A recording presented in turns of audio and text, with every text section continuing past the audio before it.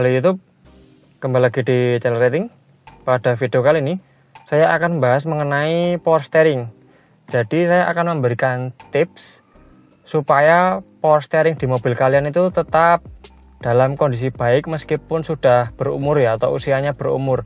Karena dulu saya sempat didiagnosa untuk mobil saya ini ya, itu power steeringnya harus diganti, ternyata bukan power steeringnya teman-teman. Jadi saya akan sharing juga karena belum lama ini teman saya mengeluhkan setiap pagi itu di garasi mobilnya selalu menetes. Ketika dicek di bengkel ternyata yang bocor itu di bagian power steeringnya teman-teman. Dan setelah saya cek di mobilnya itu, jadi mobilnya itu dia Civic ya, itu setelah saya cek di mobilnya ternyata masalahnya itu hanya sepele, tapi dia sering nggak sadar. Nah, di video kali ini saya akan membagikan tipsnya dan triknya supaya power steering di mobil kalian itu lebih awet dan tentunya nanti bisa dipakai lama sekalipun mobilnya sudah tua. Jadi ikuti terus video ini sampai akhir ya.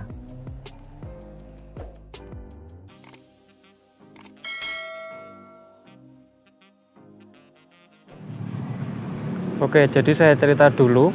Jadi kemarin itu teman saya, itu saya tanya kalau menggunakan mobil itu gimana di bagian steeringnya.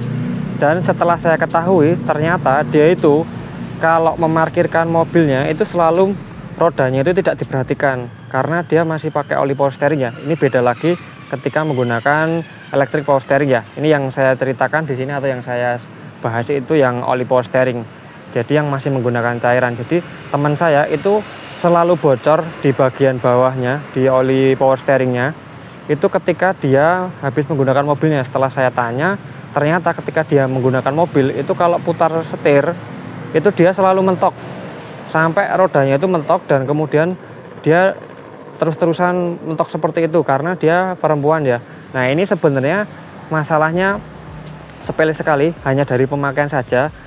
Nanti bisa untuk pengecekannya bisa kalian cek di bengkel juga. Tapi untuk di kasus teman saya ini dia nggak terjadi masalah ketika si power steering itu nggak sampai mentok. Jadi saya kemarin nyuruh teman saya itu untuk kalau pakai mobil itu jangan sampai steeringnya atau setirnya itu mentok kanan banget atau kiri banget, jangan sampai dipentokin karena dia selalu bilang kalau pakai tuh nggak peduli dan sampai mentok terus. Nah, itu kemarin itu beberapa hari itu tidak ada kebocoran di mobilnya, di mobil Civicnya itu. Makanya ini saya bagikan atau saya share tips ini ke teman-teman ya untuk di mobil kalian supaya nanti power steeringnya tetap dalam kondisi bagus. Jadi yang pertama itu hindari parkir mobil seperti ini, kondisi rodanya itu miring seperti ini. Kalau rodanya miring seperti ini itu dia akan menyebabkan si power steeringnya itu selalu terbuka dan kemudian lama-lama bisa terkikis ya untuk di yang asnya itu atau untuk di valve-nya.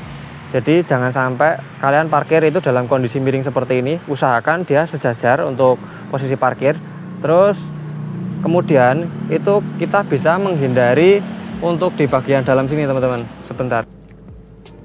Nah, untuk yang kedua itu hindari kalian itu memutar setir sampai dia benar-benar patah seperti yang teman saya lakukan. Jadi kalau mutar setir itu sampai gini terus, nah kemudian kalau udah mentok seperti ini itu dipentokin terus.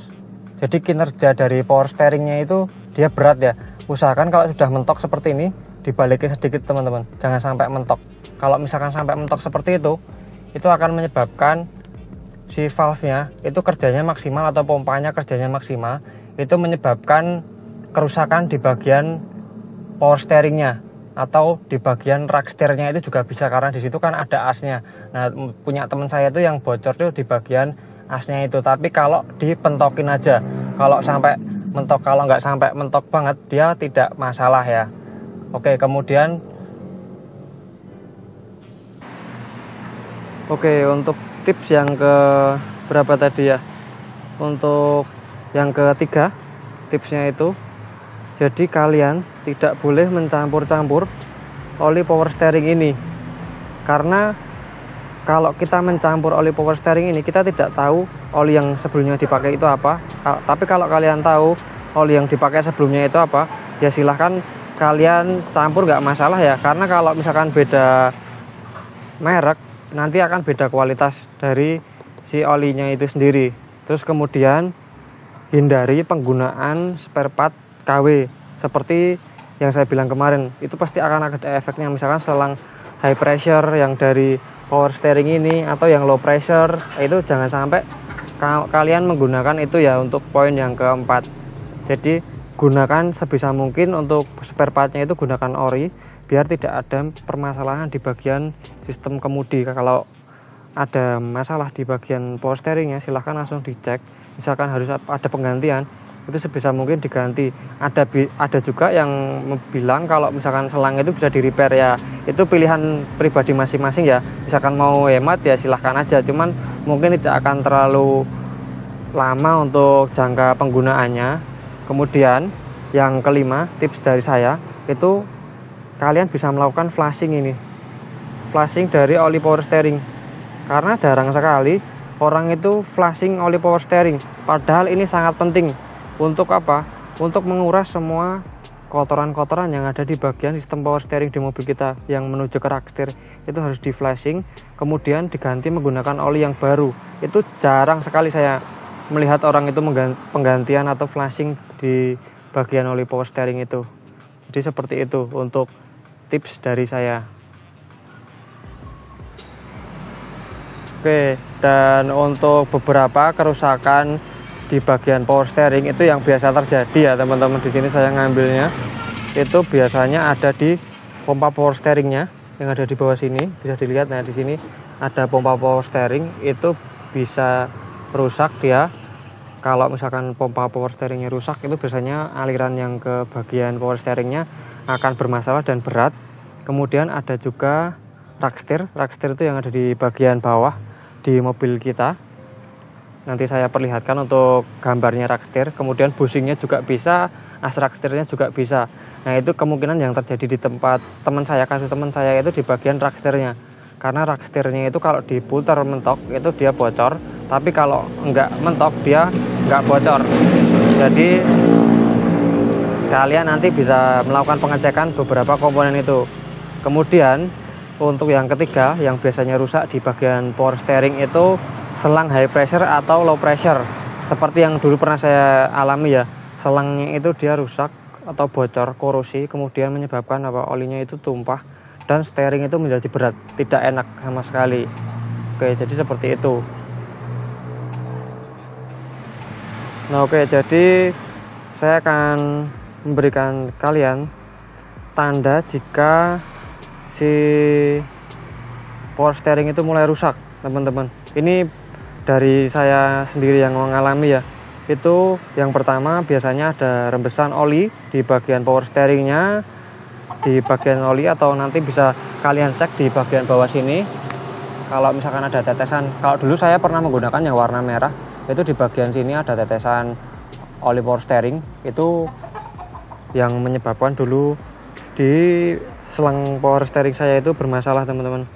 Kemudian untuk yang kedua itu di bagian pompanya. Jadi kalau setirnya itu kita putar mentok, seperti yang saya contohkan tadi, itu terdapat dengungan yang keras di bagian si pompa oli ini atau pompa oli steering ini, karena dia kerjanya berat sekali. Nah, kemudian untuk yang ketiga itu bunyinya itu dia tuh dari kabin itu kedengeran ketika kita mentokin si steering itu atau setir. Jadi ketika kita pentokin itu dia akan ada bunyi seperti ngung, seperti itu. Dan di sini juga biasanya kenceng ya kalau misalkan ada masalah di power steeringnya. Yang pasti kalian pastikan dulu seperti yang saya bilang tadi, ada rembesan apa enggak. Terus kemudian setirnya itu bunyi-bunyi, misalkan mentok bunyi atau ada getaran-getaran tidak nyaman. Nah, itu kalian nanti bisa melakukan pengecekan di bengkel terdekat, atau kalian bisa cek dulu di rumah kemudian baru bawa ke bengkel untuk memastikan apakah benar kerusakannya di bagian power steering atau enggak. Oke, jadi seperti tadi ya untuk beberapa tips dari saya untuk teman-teman supaya rak setir di mobil kalian atau steering yang di mobil kalian itu aman dan tidak terjadi masalah. Jadi untuk power steering itu meliputi dari power steeringnya, rak setirnya, untuk busing-busingnya itu juga aman. Jadi seperti itu untuk tips-tipsnya.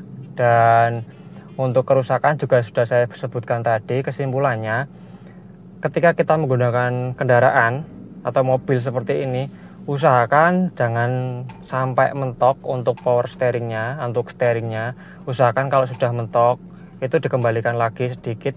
Supaya apa? Supaya si bagian rak setir itu tidak bekerja maksimal, dan untuk busingnya juga tidak terlalu tertekan, dan selang-selangnya itu pressure-nya aman semua. Kemudian efeknya itu si bagian pompa power steering itu dia kerjanya tidak maksimal atau tidak ngoyo. Nah, itu menyebabkan nanti power steering kalian itu bisa awet dan tidak terjadi masalah. Jangan sampai untuk pengalaman yang saya sharing ini bisa kejadian di kalian ya.